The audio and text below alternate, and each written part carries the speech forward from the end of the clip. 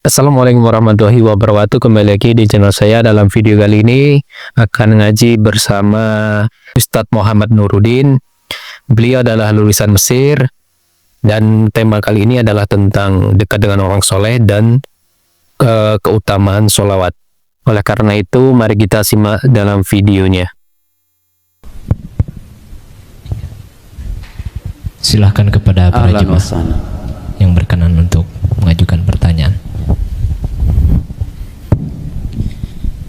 Baik, bismillahirrahmanirrahim. Assalamualaikum warahmatullahi wabarakatuh. Waalaikumsalam warahmatullahi Terima kasih sebelumnya Ustadz Nuruddin. Ya, alhamdulillah pada siang hari ini bisa mendapatkan, tadi sempat disinggung juga bahwa ada rizki yang datang sendiri gitu ya Pak Ustadz ya. Jadi memang kalau sedikit boleh cerita, seminggu lalu saya baru mengenal Ustadz Nuruddin. Alhamdulillah. Ya. Dan di situ memang langsung timbul rasa kagum kepada Ustadz ya, dengan ilmu yang begitu luasnya, dan saya sempat berucap semoga suatu saat bisa ikut kajiannya. Nah, ternyata ini datang sendiri rezekinya melalui Ustadz Istajib gitu ya, menyampaikan informasi bahwa hari ini kita ada kajian dari Ustadz Nuruddin.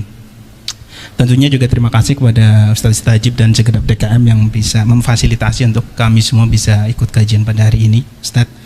Nah, mungkin berkaitan dengan tema hari ini, bagaimana cara kita menghayati keimanan di tengah kesibukan kita ya sebagai seorang pegawai yang sampai dengan saat ini masih ditakdirkan sebagai pegawai, Ustaz. Nah, pertanyaan saya lebih ke bagaimana menjaga hati kita agar sekiranya tetap konsisten gitu ya. Kadang dalam kalau misalkan kita datang kajian seperti ini, kita dapat recharge baru gitu ya, tetapi ada kalanya dengan kesibukan-kesibukan kita, aktivitas BAU kita, kemudian kita menjadi ibaratnya kalau baterai itu menjadi mulai ngedrop lagi nih gitu. Jadi kiranya boleh di-share juga Ustadz bagaimana caranya, tips bagi kami ini agar tetap memaintain apa yang tadi disampaikan itu tetap di high level kita sehingga bisa menjadi panduan bagi berkehidupannya kita sendiri. Demikian, terima kasih. Wassalamualaikum warahmatullahi wabarakatuh. Waalaikumsalam warahmatullahi wabarakatuh. Dijawab, Pak. Ada beberapa hal yang bisa jadikan jawaban, dan ini saya terima dari guru saya. Di antara hal yang bisa membuat kita istiqomah di jalan yang benar dengan keimanan yang terus diisi, salah satunya Pak, mujalatus solihin, duduk berteman bergaul dengan orang-orang soleh. Aduh, teman saya jahat semua, ya cari di tempat lain. Barangkali di kampung Bapak, di komplek Bapak kagak ada, ya mungkin ada. Oh, nggak ada juga Pak, susah teman saya kayak gitu semua. Tahu caranya apa Pak? Sekarang kita zaman internet nih, Bapak cari aja di YouTube kisah orang-orang soleh, ceramah dari para kiai, ceramah dari para ulama. Itu salah satu wasilah, salah satu perantara supaya iman kita terus diisi. Jadi jangan biarkan dalam seminggu itu, jangan biarkan kita itu nggak dengar ceramah agama. Aduh, udahlah itu. Kalau sudah hidup jauh dari agama itu Pak, ya sudahlah, kesengsaraan lah yang kita hasilkan itu. Jadi caranya begitu, mujalatus solihin, hidup dengan orang-orang soleh. Syukur-syukur Bapak di komplek Bapak ada orang, Masya Allah, ngelihat ibadahnya, wajahnya, kan ada Pak ya, orang-orang yang kalau kita ngeliat wajahnya itu langsung tenang gitu batin, itu ada Pak. Ada yang kayak begitu. Saya waktu kuliah itu pernah ngedemu orang kayak begitu tuh. Jangankan denger dia ngomong, saya ngeliat wajahnya doang, itu langsung merasa adem hati itu. Ada orang kayak begitu, dekati. Kenapa? Almar'u ala dini khalili. Agama seseorang itu kadang ditentukan oleh temannya. Ya bener Pak. Bapak sekarang karakter Bapak kadang-kadang dipengaruhi sama teman kan? Kan ada tuh Pak, orang-orang yang dulunya baik berteman sama orang jahat, ya ujungnya kecipratan juga. Akhlak buruk itu. Kalau Bapak misalnya waktu dulu pernah bolong-bolong sholat, ngelihat teman kerjaannya kalau udah azan berhenti sholat, atau Bapak juga mikir kan, lama kelamaan, iya juga ya, ngapain juga di sini, boleh masuk aja ke masjid, kan begitu kira-kira. Almaru ala dini khalili. Manusia itu, agama seseorang itu kadang ditentukan oleh agama temannya. Makanya cari teman yang baik. Nggak ada teman yang baik yang hidup sekomplek, serumah, tetangga. Cari di alam internet sekarang. Oh, saya udahlah, kalau dalam internet juga susah, bingung saya nyari yang mana ini. Bapak beli buku kisah orang-orang soleh, seolah-olah Bapak hidup di zaman mereka. Banyak Pak, baca seminggu, jangan seminggu sekali lah, masa seminggu sekali. Kalau hidup bahagia, hidup benar, masa butuh agama seminggu sekali. Sehari 15 menit kan bisa ngedengar kisah orang-orang soleh itu. Itu bagian dari membiasakan jiwa kita apa? mendapatkan vibes yang positif, mendapatkan hal-hal yang energi positif dari sekeliling kita. Bisa lewat teman, bisa lewat tontonan, bisa lewat bacaan, pilih aja.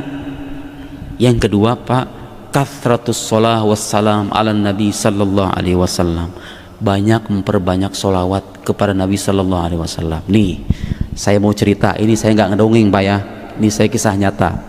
Dulu Pak, waktu saya kuliah, saya pernah baca buku, tipis bukunya itu, seorang ulama namanya Abdul Alim Abdul Maksud, kira-kira begitu ya. Dulunya bukan ulama, Bapak tahu nggak dulu profesinya ini apa? Profesinya adalah seorang security di sebuah rumah sakit, security di rumah sakit, bukan ulama. Jadi security kan nungguin lama kan, kadang-kadang kalau misalnya nganggur tuh kan ya, makanya ini pesan ya bagi siapapun yang punya pekerjaan yang bisa memanfaatkan waktu untuk berzikir, cobalah sisihkan waktu untuk berzikir. Ini security merasa tiap malam sip 2 kira-kira begitu ya, kerja, kalau waktu jaga malam dia nggak ngapa-ngapain, kan rugi waktunya, terlewatkan secara sia-sia. Sementara waktu itu modal loh Pak, modal kita, modal dan bekal kita itu untuk menjemput alam sana, untuk masuk ke alam sorga sana, itu modal. Sayang kalau misalnya dilewatkan, akhirnya orang ini tiap hari kerjanya sholawat sama Nabi, dan sholawatnya itu banyak bukan main, kadang 10.000, kadang 5.000, kadang 14.000. Ya dia nggak ngapa-ngapain, nggak menghadapi orang, cuman diem aja di di posnya sebagai security, sholawat, Allahumma sholli ala sayyidina Muhammad, Allahumma sholli ala sayyidina Muhammad, sampai belasan ribu. Subhanallah Pak, saya waktu baca kisah beliau ini, nyoba saya penasaran, dia bercerita tuh apa pengalaman yang dia dapat setelah dia banyak baca sholawat itu. Katanya apa? Dia sampai bertemu dengan Nabi, kemudian Nabi itu datang dalam mimpinya, dicium keningnya, sampai-sampai Nabi berkata kepada beliau, raditu angka, aku sudah ridho terhadap kamu. Itu kurang Pak, itu seandainya ada duit 1 miliar dibanding ucapan Nabi kayak begitu, saya lebih milih yang begitu saya mah. Ya Allah, itu kalau sudah beragama, Nabi sudah ridho sama kita, ngapain lagi udah itu. Kemudian dia merasakan, mendapatkan pengetahuan baru. Dia bukan seorang ulama, diberikan ilham oleh Allah, menuliskan sholawat puji-pujian kepada Nabi, diberikan ilmu, namanya ilmu laduni kalau dalam istilah orang pesantren itu. Mungkin diberikan ilmu laduni, dia mengarang kitab, padahal dia nggak belajar. Itu kok bisa? Ya bisa aja kalau Allah mau kan. Kemudian mengarang kitabnya ini diserahkan kepada profesor bahasa Arab di Al-Azhar. Profesor sampai geleng-geleng, ini kamu yang ngarang kitab ini? Iya, bahasanya, kedalaman maknanya sangat indah sekali. Dari mana kamu dapat ini?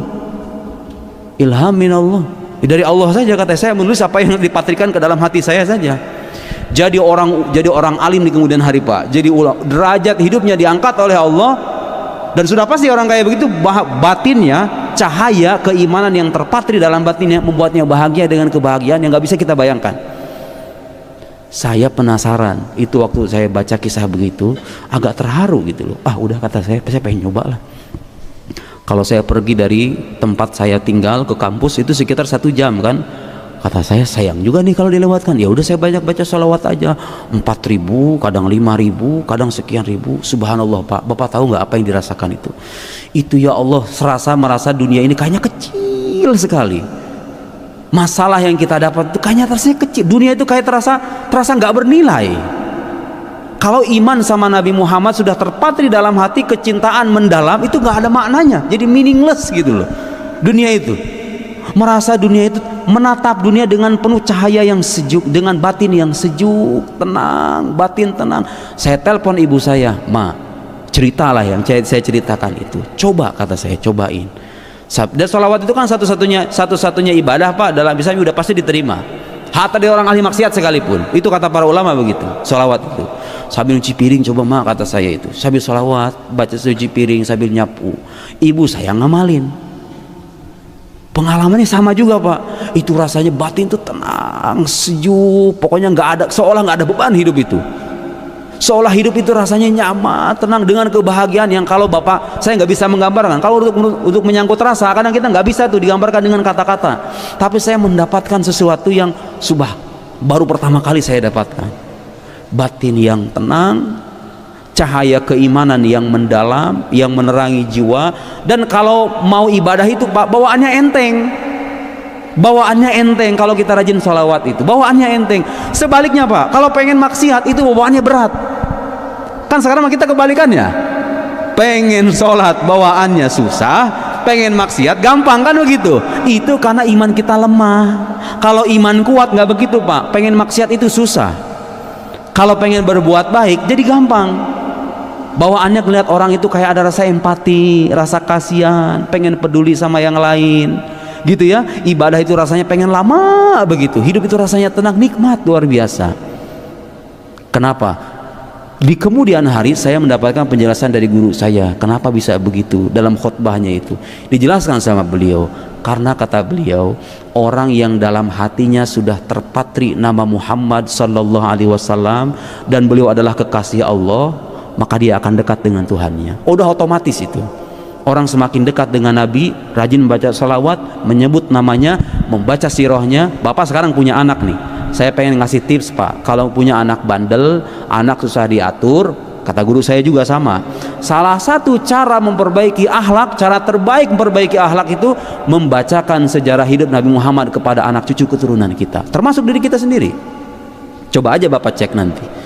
Coba kalau Bapak nggak percaya, Bapak cek di rumah nanti apa yang Bapak rasakan kalau Bapak merajinkan diri baca sirah Nabi. Itu kerasa Pak. Saya waktu di pesantren ngajar sama santri waktu bulan puasa, karena sebagian santri-santri saya ada yang bandel-bandel. Ya udah, saya ingat pesan guru saya, bacain sirah Nabi. Saya bacain sirah Nabi. Subhanallah Pak, itu fitrah kita sebagai manusia muslim nih, kita itu rindu sama Nabi sebetulnya. Saya bacakan tuh kisah-kisah Nabi dari mulai beliau lahir sampai peristiwa hijrah. Itu dalam beberapa episode selama bulan Ramadan ada sebagian yang menangis, terseduh-seduh, merasakan kerinduan, dan kerinduan itu rasanya luar biasa nikmat. Mungkin saya tidak berlebihan kalau saya katakan itu harta yang kita miliki itu kayak nggak bernilai dibandingkan dengan keimanan yang tertancap di dalam batin itu. Coba dua hal itu. Selebihnya banyak berzikir kepada Allah, mengingat Allah, tidak harus dengan lisan, tapi dengan hati dan perasaan. Kalau dapat nikmat, ucapkan alhamdulillah, tapi dalam hati benar-benar mengucapkan alhamdulillah, ini nikmat dari Allah. Nabi itu diantara akhlaknya yashkurun ni'am wa indaqqat. Nabi itu senantiasa mensyukuri nikmat sekalipun sedikit, sekalipun kecil, karena dia berasal dari zat yang maha besar, semuanya besar dan berharga. Coba kita jalankan agama dalam tindak tanduk kehidupan kita, dihayati dengan batin yang jernih, libatkan Allah dalam setiap apa yang kita lakukan, dapat nikmat kita bersyukur kepada Allah, dapat ujian kita pasrah kepada Allah, dekatkan juga jiwa kita dengan perantara kita menuju Allah yaitu Nabi Muhammad SAW, dekati orang-orang soleh, baca kisah hidup mereka, insya Allah hidup kita akan jauh lebih baik. Cukup Bapak? Apa ada pertanyaan? Cukup? Barangkali ada kesibukan setelah ini ya? Oh ada, satu lagi. Assalamualaikum warahmatullahi wabarakatuh. Waalaikumsalam warahmatullahi. Saya ingin menanyakan tentang tadi apa? Tentang masalah qadar dan qadar itu ya, apa? Saya belum terlalu paham cara membedakan antara pasrah dan menerima qadar dari Allah itu. Iya.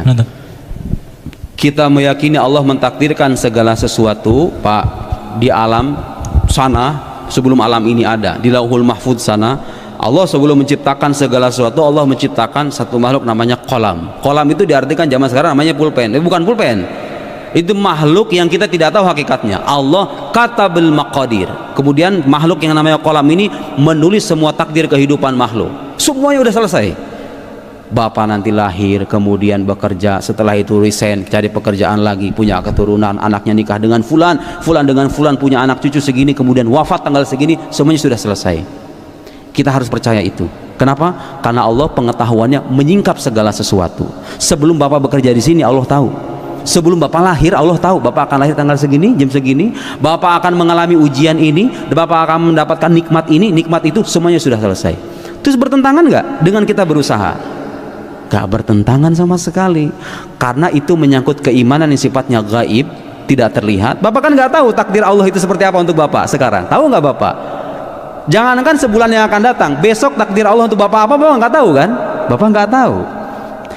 Hati kita pasrah kepada Allah Pak, dan yakin bahwa Allah takdirkan ya sesuatu yang baik bagi kita. Tapi dalam saat yang sama fisik kita berusaha mencari kemungkinan yang baik. Jadi iman kepada takdir bukan berarti pasrah mutlak. Iman kepada takdir itu, kepasrahan itu adanya di sini. Kepasrahan adanya di sini, tangan kita, kaki kita, pikiran kita bergerak. Itu orang muslim. Bapak tahu nggak kenapa dikatakan muslim kita ini? Mungkin nggak ada tuh yang nggak terbetik dalam hatinya. Muslim itu artinya apa, Pak? Muslim itu artinya orang yang pasrah. Ya, agama kita ini sejak awal mengajarkan kepasrahan kepada Allah. Tapi itu tidak berarti menafikan usaha bekerja.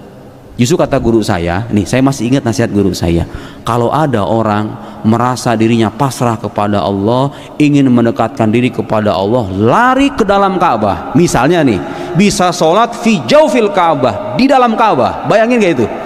Bukan sholat depan Ka'bah lagi, di dalam Ka'bah dia sholat. Baca Quran, sholat dalam Ka'bah. Tapi dia meninggalkan keluarganya nggak dinafkahi dengan alasan ingin mendekatkan diri kepada Allah. Baca ayat dalam Al-Quran, ala la'anatullahi ala zalimin, laknat Allah kepada orang-orang zalim. Secara tanpa tidak sadar dia melaknat dirinya sendiri. Jadi orang zalim kan? Itu orang zalim. Ya, agama kita itu menyeimbangkan dua-duanya, Pak. Kepasrahan batin harus ada, usaha secara lahiriah juga harus ada, berjalan seiring. Enaknya apa kalau kita punya keyakinan begitu? Manakala ada sesuatu yang tidak sesuai dengan harapan, kita nggak kecewa secara berlebih, betul? Enak kan?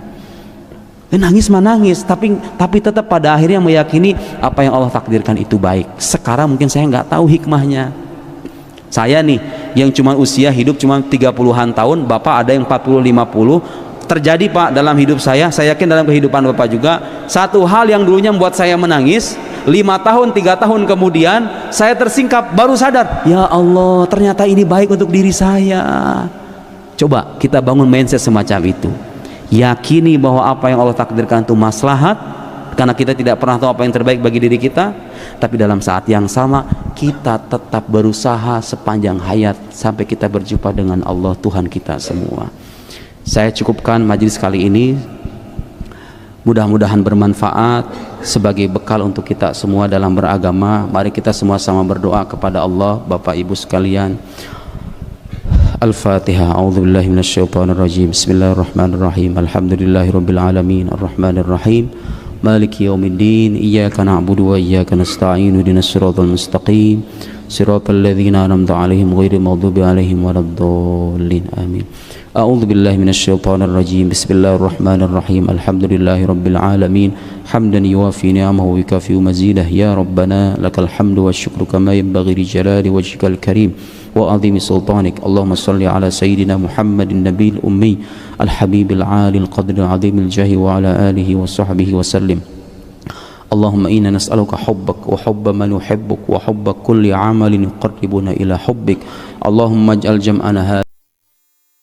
Demikianlah tentang pembahasan yang dibawakan oleh Ustadz Muhammad Nuruddin tentang sholawat itu ibadah yang paling mudah diterima, dan pembahasan juga kita tuh perlunya dekat dengan orang soleh. Semoga dalam video kali ini bisa bermanfaat kalian. Assalamualaikum warahmatullahi wabarakatuh.